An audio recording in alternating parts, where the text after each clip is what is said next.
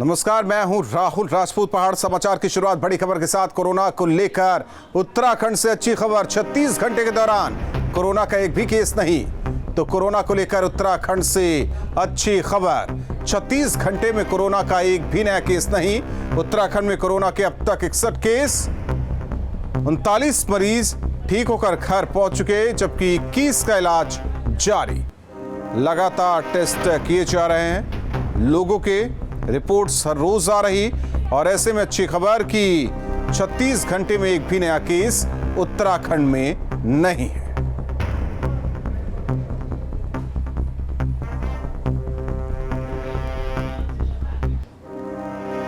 तो 36 घंटे से एक भी केस नहीं उत्तराखंड में। एक अच्छी खबर उत्तराखंड वासियों के लिए, सरकार के लिए, प्रशासन के लिए। अब तक 61 केस उत्तराखंड में। राहत की बात यह कि रिकवरी की जो तादाद है वो 39 तक पहुंच चुकी है। उत्तराखंड में कोरोना मरीजों का आंकड़ा 61 तक पहुंच चुका है। मुख्य सचिव उत्पल कुमार सिंह ने बताया कि कुल 61 केस से अब तक 39 मरीज ठीक होकर हॉस्पिटल से डिस्चार्ज हो चुके हैं, जबकि अलग अलग अस्पताल में 21 मरीजों का इलाज जारी। वहीं मुख्य सचिव ने बताया कि प्रदेश में कोविड-19 से रिकवरी रेट 65% है। इसके साथ ही उत्तराखंड में कोरोना की संख्या 40 दिन में डबल हो रहा है। हमारे यहाँ इस समय जो कुल पॉजिटिव केसेस की संख्या है वो 61 हो गई है। इसमें जो नया इजाफा हुआ है वो एम्स से रिलेटेड है, और उसमें आज के दिन में वहाँ पर 7 केसेस वो कंफर्म हुए हैं।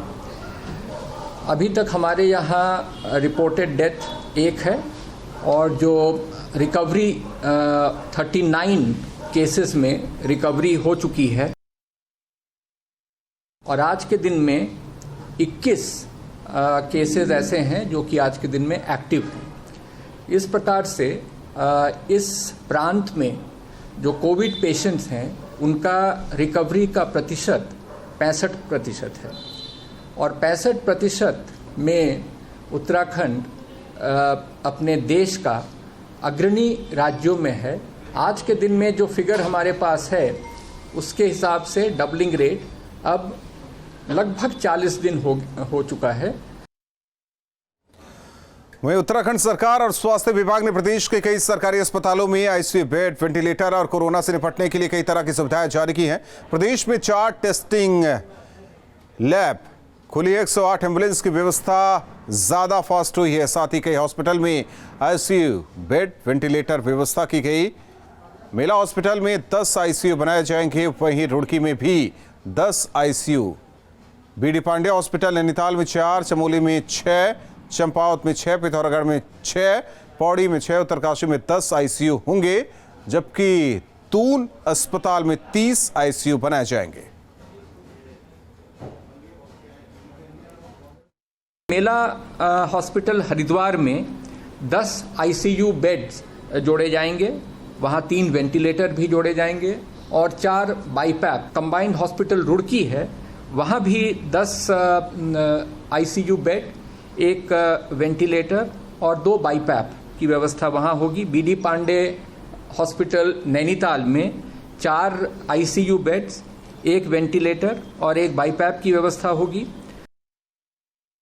पौड़ी डिस्ट्रिक्ट हॉस्पिटल में 4 आईसीयू बेड, 1 वेंटिलेटर और 1 बाईपैप, और उत्तरकाशी में 10 आईसीयू बेड, वेंटिलेटर वहाँ पे कुल मिलाकर 3 होंगे, जिसमें से 2 पोर्टेबल हैं और 1 बाईपैप। इसके अलावा जो दून मेडिकल कॉलेज है, इसमें भी 30 आईसीयू बेड्स ये जोड़े जा रहे हैं।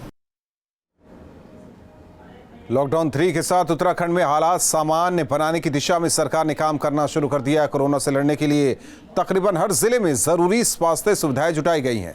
अलग अलग जिलों के अस्पतालों में अतिरिक्त 22 वेंटिलेटर और 92 आईसीयू बेड का बंदोबस्त किया जा चुका है, जिसके मुख्यमंत्री त्रिवेंद्र सिंह रावत ने वीडियो कॉन्फ्रेंसिंग के जरिए उद्घाटन किया।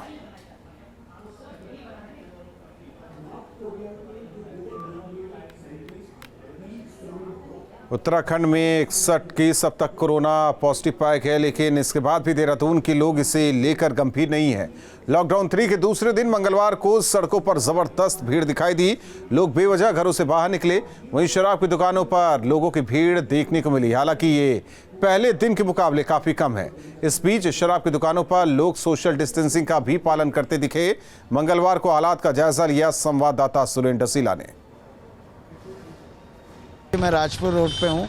इस वक्त ये क्लॉक टावर है, हार्ट ऑफ सिटी है, और पहले जो आपको भीड़ नज़र नहीं आती थी वो इन दिनों अब इस तरह से आपको वो भीड़ नज़र आ रही है, क्योंकि 4 बजे तक लोगों को इजाज़त दी गई है। वो गाड़ियों का प्रयोग कर सकते हैं नियम और शर्तों के मुताबिक। लेकिन इन दिनों क्योंकि पुलिस की चेकिंग उस तरीके से नहीं हो रही है और ये पॉसिबल भी नहीं है कि इतनी गाड़ियों को चेक करना, आप देखेंगे कि बड़ी संख्या में लोग गाड़ियाँ लेके आ रहे हैं। शायद लोगों को ये लगता है कि ये जो छूट दी गई है वो इसलिए नहीं है कि आप अनावश्यक घर से बाहर निकलें, सिर्फ उन लोगों के लिए छूट है जो अपने दफ्तर आना चाहते हैं, जो काम कर रहे हैं, उनके लिए छूट है। ये सोशल डिस्टेंसिंग मेंटेन लोग कर रहे हैं। लाइन भी उतनी लंबी नहीं है, क्योंकि पुलिस का ये कहना है कि पहले दिन जो भीड़ थी वो 40 दिन के बाद जब दुकानें खुली थी तो इसलिए हुई थी, लेकिन अब फिलहाल वो स्थिति नहीं रहेगी, तो इसलिए भीड़ कम है। लेकिन ये ट्रैफिक जो आप देख रहे हैं, ये ट्रैफिक लगातार बढ़ रहा है। इस ट्रैफिक को लेकर भी कुछ नियम बनाने होंगे, क्योंकि अगर स्थिति ऐसी होती है, और ऐसा नहीं है कि उत्तराखंड में मामले कम हो रहे हैं। उत्तराखंड में अब तक 61 मामले हो चुके हैं, जिनमें अकेले एम्स में 7 मामले पॉजिटिव सामने आए हैं। यानी एम्स एक नया हॉटस्पॉट बन रहा है, और ऐसे में कम्युनिटी स्प्रेडिंग तभी रुक सकती है जब लोगों को रोका जाए, क्योंकि लोग इस तरीके से बाहर निकलेंगे तो ये मामले और ज़्यादा बढ़ सकते हैं। वीडियो जर्नलिस्ट सोनी कुमार के साथ Surendra Dasila, news state, Dehradun. Lockdown और कोविड संक्रमण के कारण फंसे हजारों प्रवासी को उत्तराखंड लाने की जिम्मेदारी एसडीआरएफ को दी गई है। इसके लिए आईजी संजय गुंजियाल ने एसडीआरएफ की कुछ टीमों को चंडीगढ़ भेजा, जहां से करीब 3082 प्रवासियों को उत्तराखंड लाया गया। कुल 113 उत्तराखंड परिवहन की बसों के जरिए इस अभियान को अंजाम दिया गया, जिसमें से 87 बसें गढ़वाल मंडल और 26 बसों को कुमाऊं मंडल भेजा गया। कुमाऊं मंडल जाने वाली बसों के लिए कुल 3082 प्रवासियों में 2384 प्रवासी गढ़वाल और 698 प्रवासी कुमाऊं मंडल के।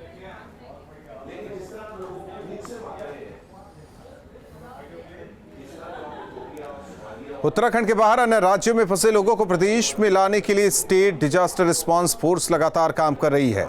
एसडीआरएफ के रजिस्ट्रेशन नंबर पर अब तक 1,60,000 से ज्यादा लोग रजिस्टर्ड किए जा चुके हैं। न्यूज़ स्टेट संवाददाता ने आईजी एसडीआरएफ संजय गुंजियाल से खास बातचीत की। उत्तराखंड में बाहरी राज्यों से आने वाले करीब 1,60,000 लोगों ने अपना रजिस्ट्रेशन किया, और उनमें से कई लोग अभी तक लाए जा चुके हैं। IG SDRF Sanjay Gunjyal sir हमारे साथ हैं। सर, लगभग कितने लोग अभी तक लाए जा चुके हैं, क्योंकि चंडीगढ़ से जो गाड़ियां आई थी वो लगभग रवाना हो चुके हैं प्रदेश के अलग अलग हिस्सों के? देखिए, जो शेल्टर होम में काफ़ी समय से अन्य राज्यों में फंसे हुए थे, जैसे राजस्थान और हरियाणा, वहाँ से काफ़ी लोग लाए जा चुके हैं। और उसी क्रम में अब जो चंडीगढ़ में लोग थे, उसमें हमने करीब 4600 लोगों को हम लोग कल लेके आए, जिसमें करीब 1,500 लोग अपने प्राइवेट गाड़ियों से आए थे और 3000 प्लस लोग बस से आए थे, जिसके लिए बसें जहाँ से राज्य सरकार के द्वारा भेजी गई थी, और उसमें जो हमारे ऑलरेडी एसओपी है उसके आधार पे भेजे गए थे, जिसमें मेनली पौड़ी टिहरी की संख्या ज़्यादा थी, वहाँ पर जाने वाले लोग ज़्यादा थे। और चंडीगढ़ में वहाँ के प्रशासन से भी काफ़ी अच्छा सहयोग मिला। सर, कई बड़े स्टेट ऐसे हैं जैसे दिल्ली है, महाराष्ट्र है, गुजरात है, यहाँ पे भी बड़ी संख्या में लोग हैं। इनको लाने के लिए कैसे होगा? दूर की जगह के लिए आपको ट्रेन की ज़रूरत होगी, इस और क्या कुछ हो रहा है? देखिए, वहाँ के जो संबंधित राज्य के नोडल ऑफिसर्स हैं, उनसे लगातार संपर्क किया जा रहा है, और उसमें हम लोग जो बाकी एसओपी के लिहाज से देख रहे हैं, और कंटेनमेंट एरिया और रेड जोन एरिया, उन सारे फैक्टर्स को देखते हुए इस पर भी स्टेप बाय स्टेप कार्रवाई की जा रही है। सर, एक आखिरी सवाल, क्या अभी केवल रिलीफ कैंप में रहे हुए लोगों को ही ला रहे हैं, या एक बात ये आ रही थी कि अभी सारे लोगों को नहीं लाया जाएगा जो शासन के स्तर पर तय हुआ था? देखिए, मैं ये नहीं कह रहा हूँ, क्योंकि जो गवर्नमेंट ऑफ इंडिया के समय समय पे जो दिशा निर्देश जारी हो रहे हैं या शासन स्तर में निर्णय लिया जा रहा है, उस क्रम में हम लोग कार्रवाई तो कर रहे हैं। और रिलीफ कैंप वालों को यद्यपि पहले हमने लेके आए थे, लेकिन साथ में जो बाकी घरों में खासकर हमारे ऐसे उत्तराखंड मूल के लोग जो किसी कार्य से अन्य राज्यों में गए थे और वहाँ पर लॉकडाउन की वजह से वहीं फंस गए और उन्हें वापस आना है, उनको ज़रूर प्रायोरिटी पे हम लोग लेके आ रहे हैं। लेकिन उसके लिए एक प्रक्रिया है, उस प्रक्रिया के तहत ही लाया जा रहा है।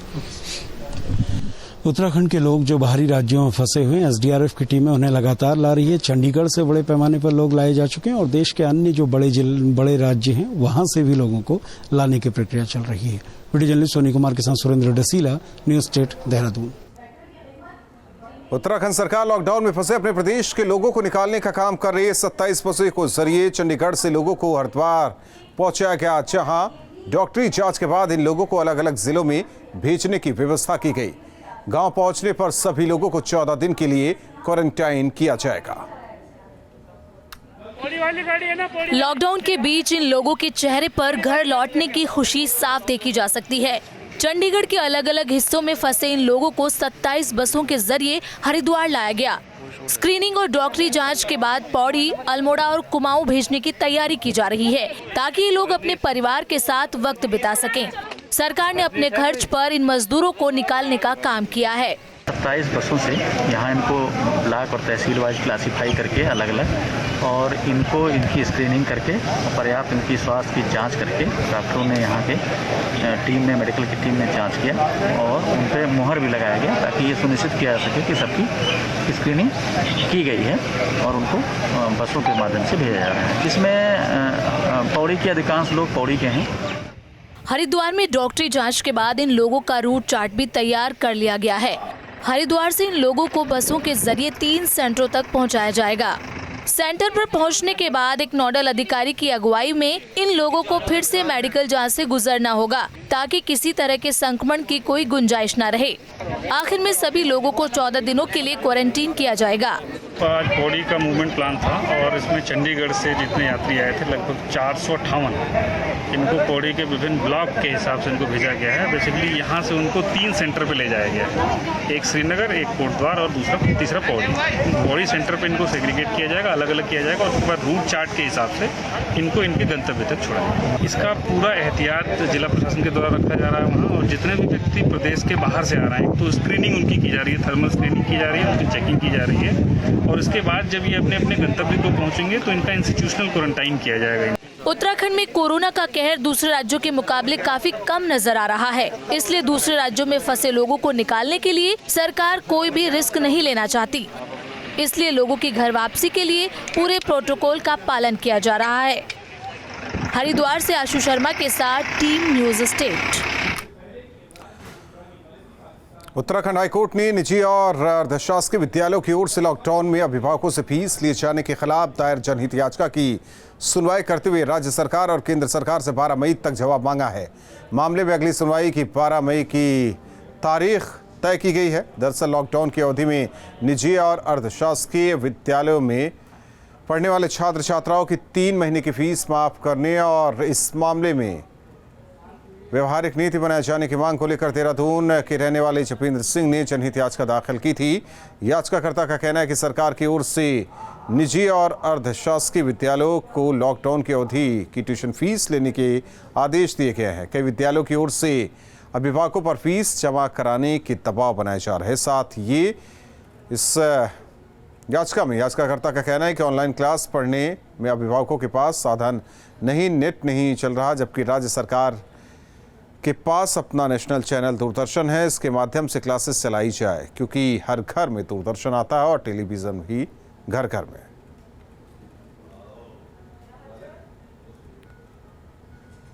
लॉकडाउन के दौरान यूपी के निर्दलीय विधायक अमनमणि त्रिपाठी के लिए जारी पास का मामला उत्तराखंड में तूल पकड़ता जा रहा है। कांग्रेस उपाध्यक्ष सूर्यकांत धस्माना ने इसे लेकर नौकरशाही को कटघरे में खड़ा किया है।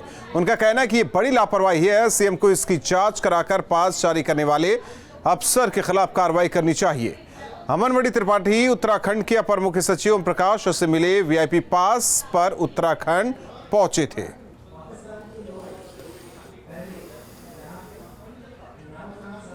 मैं समझता हूँ ये बड़ा घोर आपत्तिजनक मामला है और इसमें राज्य की सरकार को, मुख्यमंत्री को तत्काल एक्शन करते हुए उन लोगों के खिलाफ एक्शन करना चाहिए जिनकी संस्तुति पर ये पास जारी हुआ है।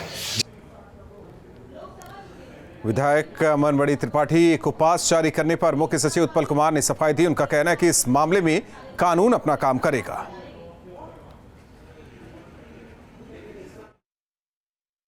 इस समय एक तो एफआईआर उसमें दर्ज किया गया है और उसकी जांच से चल रही है तीव्र गति से।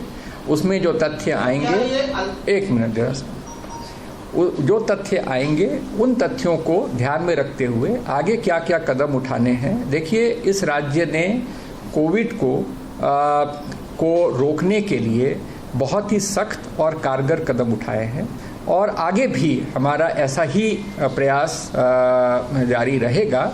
और अगर कोई बात आई है तो उसकी प्रॉपर तरीके से जांच हो रही है और आगे जैसे जैसे तथ्य आएंगे उसके हिसाब से आगे व्यवस्था होगी। चमोली के गमशाली में मिनी अमरनाथ कहे जाने वाले टिम्मरसैंण महादेव के दर्शन के लिए लोग पहुंच रहे हैं। भारत चीन को जोड़ने वाले राष्ट्रीय राजमार्ग पर गमशाली के पास स्थित इस मिनी अमरनाथ धाम में हर साल बर्फ के शिवलिंग नजर आते हैं। इस बार भी बर्फ के कई शिवलिंग आकार की शिलाएं बन चुकी है। कोरोना के कहर के बीच ग्रीन जोन होने की वजह से लोग भोलेनाथ का दर्शन करने टिम्मरसैंण महादेव धाम पहुंच रहे हैं।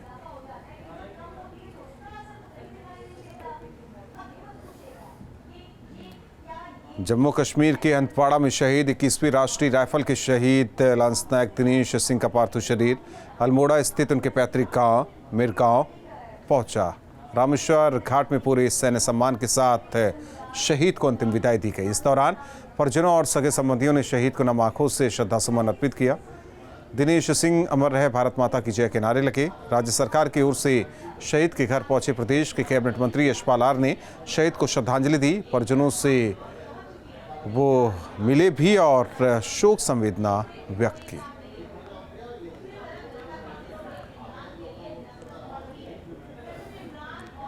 पहाड़ों पर बारिश का दौर जारी है। ये बारिश बरसाती नदियों में उफान ला रही है। हल्द्वानी में बारिश की वजह से गौला नदी में अचानक उफान आ गया। नदी के दूसरी तरफ हालांकि एक शख्स जो कि गया था वो फंस गया। बस्ती की ओर से आने का कोई दूसरा रास्ता नहीं। वो शख्स काफ़ी देर तक रास्ते की तलाश करता रहा। आखिरकार थका कर बैठ गया। गनीमत रही कि कुछ लोगों की नज़र उस पर पड़ गई। फौरन पुलिस को खबर दी गई। पुलिस और एसडीआरएफ की टीम मौके पर पहुंची, लेकिन उफनाई गौला नदी के रौद्र रूप को देखकर हाथ पांव फूल गए। घंटों की मशक्कत के बाद एसडीआरएफ के दस्ते ने युवक को सही सलामत बाहर निकाला। एसडीआरएफ की टीम का नेतृत्व एसएसपी सुनील कुमार मीणा ने किया।